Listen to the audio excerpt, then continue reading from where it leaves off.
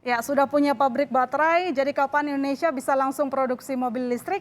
Kita tanyakan kepada Menteri Investasi Kepala BKPM, Bahlil Lahadalia. Selamat malam Pak Bahlil. Malam Mbak, Assalamualaikum. Waalaikumsalam. Pak Bahlil, kabar yang baik, akhirnya kita sudah punya pabrik baterai mobil listrik. Nah, kapan kira-kira bisa beroperasi untuk menciptakan mobil listrik?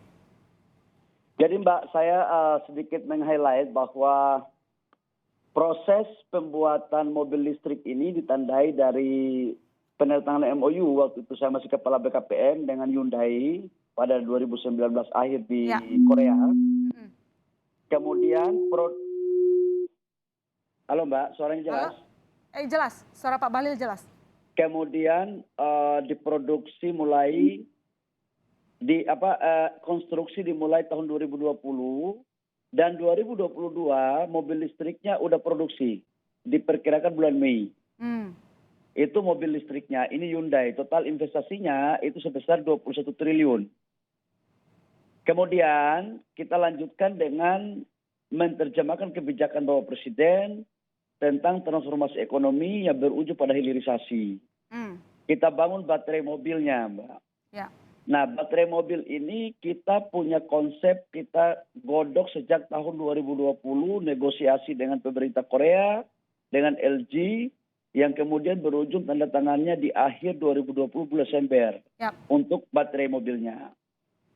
Nah, baterai mobil ini Mbak, yang menarik adalah investasi ini sebesar 142 triliun atau 9,8 bilion US dollar.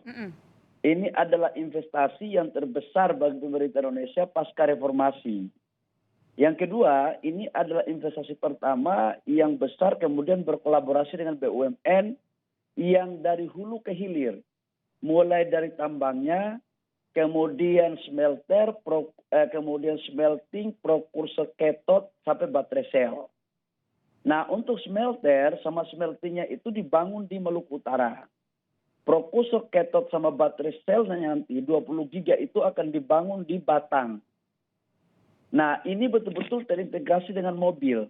Nah, untuk pabrik baterai yang terintegrasi dari hulu ke hilir, ini insya Allah kita adalah yang pertama, salah satu yang pertama di dunia, Mbak.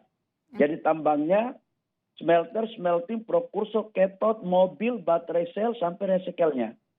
Tetapi kalau untuk pabrik baterainya saja, itu di Asia Tenggara kita pertama. Kita pertama, yang sekarang kita bangun. Ini 1,1 bilion US dollar. Ini 10 giga tahap pertama. Jadi kita tarik konsepnya, kita hajar hilirnya dulu baru hulu. Jadi selama ini kan para pakar mengatakan bahwa kalau kita ingin melakukan sebuah hilirisasi, kita harus mempunyai strategi.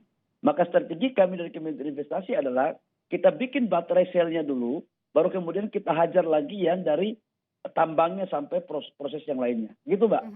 Pembangunan ekosistem yang tadi Pak Menteri sebutkan. Nah, bagaimana kita menjamu calon investor lainnya untuk menciptakan cita-cita Presiden, misalnya kan jadi salah satu negara dengan penghasil mobil listrik terbesar.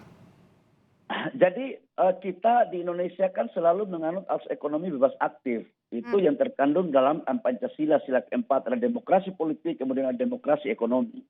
Dalam konteks itu kita harus memberikan ruang yang sama kepada seluruh negara yang ingin masuk investasi di Indonesia. Salah satu contoh, ini sekarang kan Korea, sebentar lagi CATL. CATL itu investasinya kurang lebih sekitar 5,2 bilion atau hampir sama, kurang lebih sekitar 70 triliun. Kemudian beberapa negara Eropa juga akan masuk. Saya insya Allah mungkin di bulan Oktober awal akan ke Eropa untuk melakukan finalisasi dengan beberapa perusahaan besar. Yang mohon maaf saya belum bisa sebutkan sekarang. Karena saya harus pastikan semuanya baru kami akan umumkan. Jadi Mbak, kita sekali lagi tidak kita berpihak kepada salah satu negara tertentu. Jadi semuanya open aja, nggak ada masalah. Karena ini adalah bagian dari kita membuat kompetisi untuk kemudian mereka bisa masuk secara fair di Indonesia. Dan sudah saatnya Mbak, Indonesia tidak boleh hanya dijadikan sebagai negara pengekspor bahan baku. Sudah saatnya untuk kita dorong, karena tidak ada sebuah negara yang hebat di dunia ini tanpa melakukan sebuah hilirisasi industri dan menciptakan nilai tambah. Itu akan berdampak pada penciptaan lapangan pekerjaan yang berkualitas yang sudah barang tentu orientasinya adalah bagaimana meningkatkan pendapatan negara.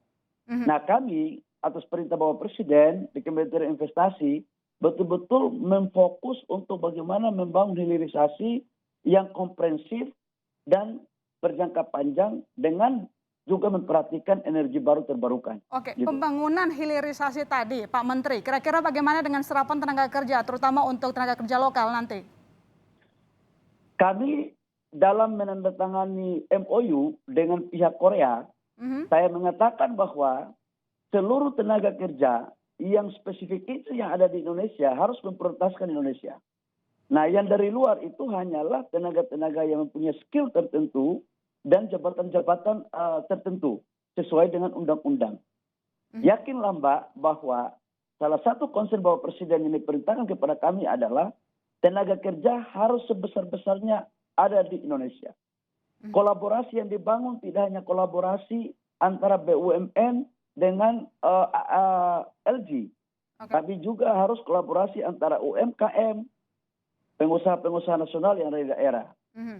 Ini Mbak, dan untuk melakukan negosiasi ini Mbak, kami dibantu banget sama Pak Dubes Indonesia di Korea ya, Pak Umar Hadi. Itu luar biasa. Kami luar biasa lah negosiasinya. Dan satu hal Mbak, Mhm. negosiasi investasi 9,8 billion US dollar itu tanpa melibatkan konsultan asing ya. Jadi Oh, oke. ini pure betul-betul dikerjakan oleh putra-putri Indonesia. Oke. Dan tidak selamanya konsultan asing itu lebih baik daripada kita kok.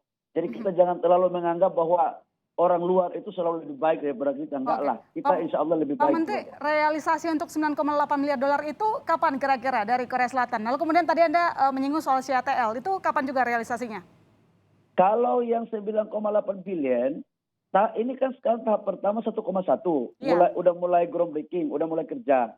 Kemudian prokursor katot kami akan rencanakan di akhir tahun ini juga bangun. Mhm. Dan 2022 Mbak, itu semuanya sudah mulai masuk konstruksi. Dari semuanya udah masuk konstruksi. Kemudian CATL, insya Allah doakan di akhir tahun ini juga sudah bisa kita melakukan tahap groundbreaking. Gitu Oke. Mbak. Oke. Lobby-lobbyan lainnya dengan siapa lagi Pak Bahlil sekalian ini lagi live dengan berita utama saya mau nanya komitmen dengan Tesla bagaimana? Secara kebetulan Tesla ini lagi dikomunikasikan dengan baik oleh Kementerian Menkomar Invest ya. Oke. Dari Kementerian Menkomar Invest, kami bagi-bagi tugas Mbak. Jadi ada yang di negara ini ditangani oleh Kementerian Menkomar Invest, negara yang lain oleh kami. Tapi kami berkoordinasi dengan baik gitu Mbak. Oke. Kemudian kalau Eropa dengan beberapa negara di Asia Tenggara, kami akan nanti sampaikan setelah saya balik kunjungan di beberapa negara tersebut di akhir tahun ini. Baik, kita tidak sabar dengan hasilnya kalau semua sudah merealisasikan investasi dan tadi calon-calon juga tampaknya cukup banyak dari Pak Bahlil. Kami tunggu Pak Bahlil. Terima kasih telah bergabung di Berita Utama. Sehat selalu, selamat malam Pak Bahlil. Malam Mbak, makasih.